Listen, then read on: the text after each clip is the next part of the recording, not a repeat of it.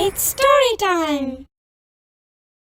இன்னிலேருந்து ஏறத்தாழ 1000 வருஷத்துக்கு அப்புறம் 3000வது ஆண்டுல உலகத்துக்கு என்ன பிரச்சனை வந்துச்சு, அது எப்படி தீர்ந்துச்சுன்னு இந்த தொடர்கதையில பார்க்கலாம். இது வரைக்கும் நம்ம சேனலுக்கு சப்ஸ்கிரைப் பண்ணலைன்னா உடனே சப்ஸ்கிரைப் பண்ணி பக்கத்தில் இருக்கிற பெல் பட்டனை கிளிக் பண்ணுங்க. ஸ்டோரி டைம் தமிழ் சேனலுக்காக உங்களுடன் ரவிசங்கர் பாலச்சந்திரன். கதையை கேட்கலாம் வாங்க. இந்த கதை நடக்கிற 3000வது வருஷத்துல இந்தியா விஞ்ஞானத்தில் ரொம்பவே முன்னேறி உலகத்தில் இருக்கிற ஒரே பெரிய விஞ்ஞான வல்லரசா இருக்கு.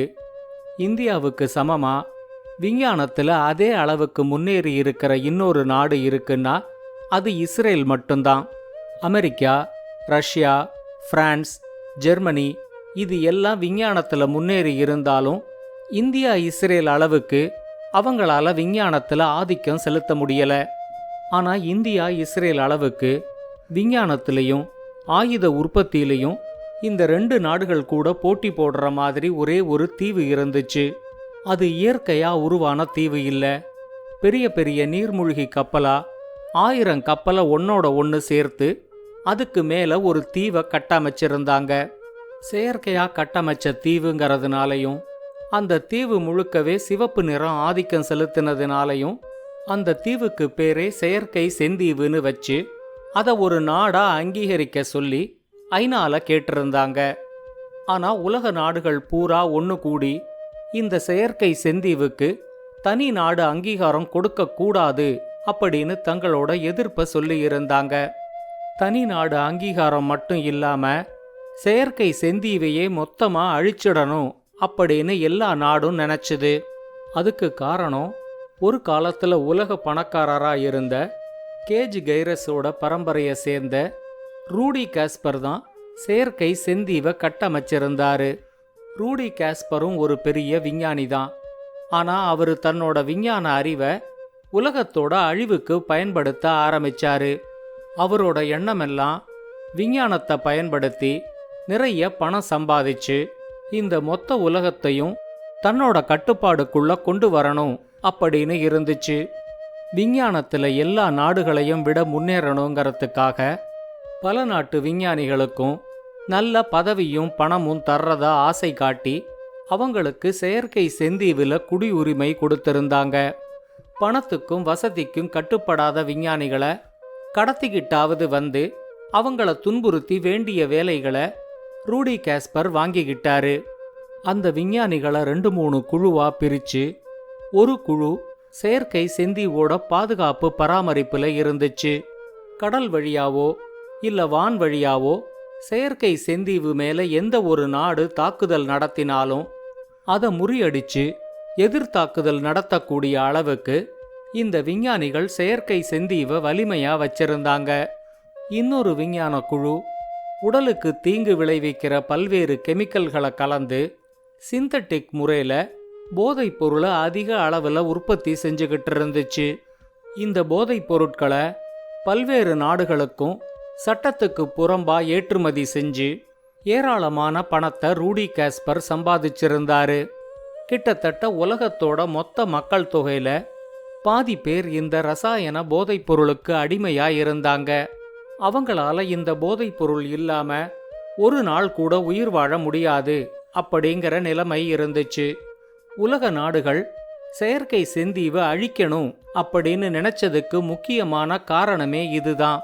சில நாடுகள் தனியாவும் பல நாடுகள் கூட்டா சேர்ந்தும் செயற்கை செந்தீவை அழிக்கிறதுக்கு முயற்சி செஞ்சாலும் அவங்களால அதுல வெற்றி பெற முடியல.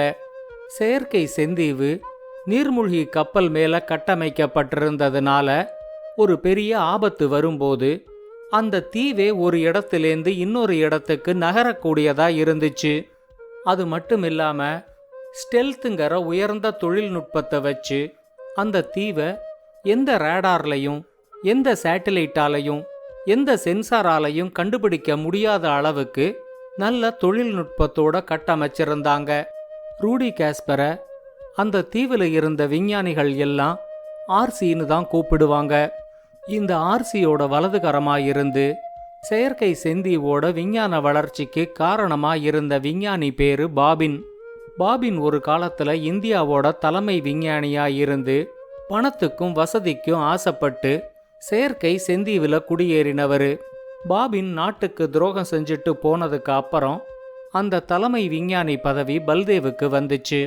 செயற்கை செந்தீவை அழிக்கிறதுக்காக இன்னைக்கு இஸ்ரேல் நாடு விட போற ஒரு ஏவுகணைய பார்க்கறதுக்காக பல்தேவ் தலைநகரத்துல இருக்கிற தன்னோட அலுவலகத்துக்கு கிளம்பிக்கிட்டு இருந்தாரு. அவரு கிளம்பும்போது அவரோட பையன் கைலாஷும் அவனோட ரோபோ டோஜோவும் ரிமோட்ல ஆபரேட் ஆகிற ஒரு பள்ளிய ஸ்கூல் ப்ராஜெக்ட் ஒர்க்குக்காக மும்முரமா பண்ணிக்கிட்டு இருந்தாங்க. கைலாஷ் இப்போ 8வது படிச்சுக்கிட்டு இருந்தான். 4 வருஷத்துக்கு முன்னாடி அவன் 4வது படிக்கும்போது அவனோட பிறந்த நாளுக்காக பல்தேவ் டோஜோவை வாங்கி அவனுக்கு பரிசா கொடுத்திருந்தாரு. அதுலேருந்து டோஜோ கைலாஷ் கூடவே இருந்து அவனுக்கு எப்பெல்லாம் என்னெல்லாம் உதவிகள் தேவைப்படுதோ எல்லா உதவிகளையும் அது செஞ்சுக்கிட்டு இருந்துச்சு. கைலாஷ் பள்ளியை ரிமோட்டோட கனெக்ட் பண்ண முயற்சி செய்யும்போது டோஜோ பள்ளியோட வாலை பிடிச்சு திருகிக்கிட்டே இருந்துச்சு. கைலாஷ் கொஞ்சம் பொறுமை இழந்து, இங்கே நான் இந்த ரிமோட் ஒழுங்கா கனெக்ட் ஆக மாட்டேங்குதுன்னு போராடிக்கிட்டு இருக்கேன், நீ என்ன அதோட வாலை பிடிச்சு திருகிக்கிட்டு இருக்க அப்படின்னு சத்தம் போட்டான். டோஜோ அவனை நிமிர்ந்து பார்த்து, செய்வன திருந்த செய்ன்னு நீ படிச்சதில்லையா அப்படின்னு கேட்டுச்சு.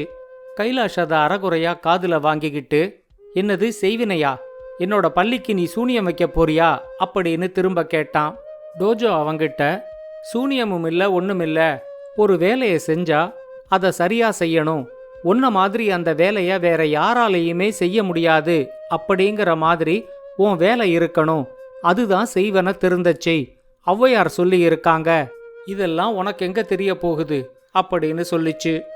கைலாஷ் அதுகிட்ட, அட போப்பா, ஔவையாரா வந்து நம்ம ப்ராஜெக்டை பண்ண போறாங்க, நாம தானே பண்ணணும், நீ அதோட வால்ல என்ன செஞ்சுக்கிட்டு இருக்க அதை மட்டும் சொல்லு அப்படின்னு கேட்டான். இப்ப டோஜோ சொல்லிச்சு, நீ உண்மையான பள்ளியை பார்த்திருக்கியா, தன்னோட இரையோட கவனத்தை திசை திருப்புறதுக்காக அது தன்னோட வாலை பாம்பு மாதிரி வளைக்கும், நாம ஒரு ரோபோ பள்ளி பண்ணாலும் அதுவும் பாம்பு மாதிரி தன்னோட வாலை வளைக்கிற மாதிரி செய்யணும், அங்கதான் இருக்கு நம்ம திறமை, வால் கூடு கூடா 7-8 துண்டா தானே இருக்கு, அதை எல்லாத்தையும் சரியா ஒன்னா சேர்த்து கொஞ்சம் சென்டர் பண்ணி அலைன் பண்ணா போதும், வால் பாம்பு மாதிரி வளையும், என்ன 15 நிமிஷத்துக்கு நீ தொந்தரவு செய்யாம இருந்தா இதோட வாலை நான் சரி பண்ணிடுவேன் அப்படின்னு சொல்லிச்சு. கைலாஷ் அதுகிட்ட, சரி நீ வாலை சரி பண்ணிட்டு கூப்பிடு, நான் 15 நிமிஷத்துக்கு ரெஸ்ட் எடுத்துக்கிறேன் அப்படின்னு சொல்லும்போது தான் டோஜோ கைலாஷ் கையில இருந்த ரிமோட்டை பார்த்துச்சு. அது கைலாஷ் கிட்ட, இதெல்லாம் ஒரு ரிமோட்டாடா, டிவி ஏசிக்கு யூஸ் ஆகிற வெறும் இன்ஃப்ராரெட் ரிமோட்டை வாங்கி வச்சிருக்க, நம்ம ரோபோ பள்ளியோட ரிமோட்டும் தனித்துவமா இருக்கணும், இந்த உலகத்துல எந்த இடத்துலேருந்தும் பள்ளியை கட்டுப்படுத்துற மாதிரி இருக்கணும், இந்த 15 நிமிஷத்தை வீணாக்காம கடையில இந்த ரிமோட்டை கொடுத்துட்டு நல்ல ரிமோட்டை வாங்கிக்கிட்டு வா அப்படின்னு சொல்லிச்சு. கைலாஷ் வேற ரிமோட் வாங்கறதுக்காக கடைக்கு கிளம்பும்போது டோஜோ அவங்கிட்ட, உன் மொபைலை கொடுத்துட்டு போ, இந்த வாலை அசம்பிள் பண்றதுல எனக்கு ஏதாவது சந்தேகம் இருந்துச்சுன்னா நான் அசம்பிளி வீடியோ ஏதாவது பார்த்து வாலை கரெக்ட் பண்ணிடுறேன் அப்படின்னு சொல்லிச்சு.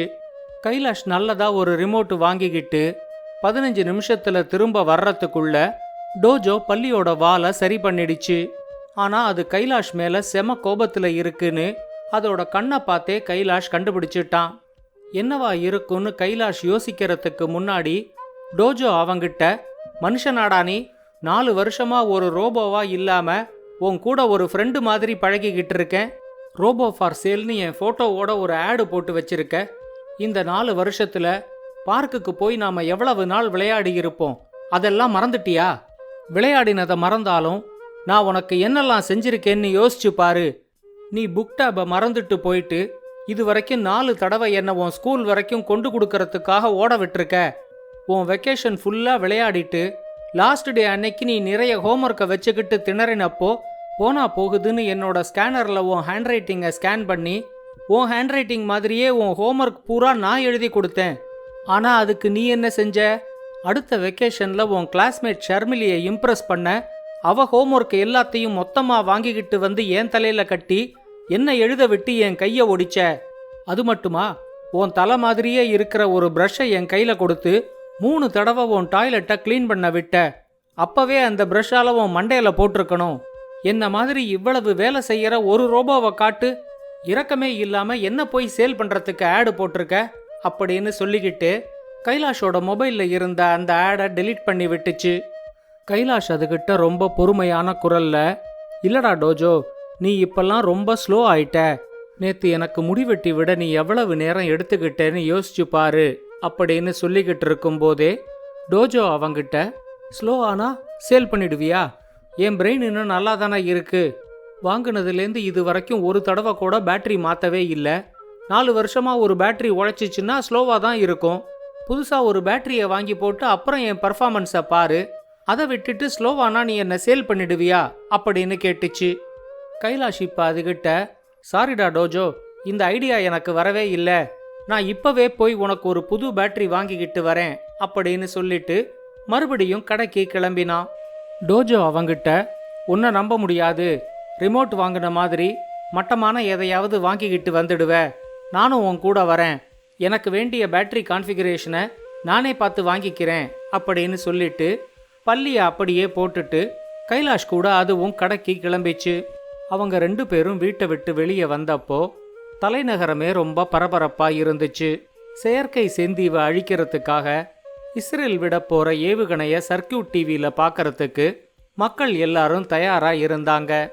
இஸ்ரேல் ஏவுகணையை ஏவின அடுத்த 10 வினாடிகளுக்குள்ள அந்த ஏவுகணை வானத்திலேயே வெடிச்சு அதோட பாகங்கள் எல்லாம் கடலுக்குள்ள விழுந்துச்சு. இந்த முறையும் தங்களோட திட்டம் தோல்வி அடைஞ்சதோட ஏமாற்றம் இஸ்ரேல் அதிபர் முகத்திலேயும் அங்க கூடியிருந்த மற்ற தலைவர்கள் முகத்திலேயும் வெளிப்படையா தெரிஞ்சிச்சு.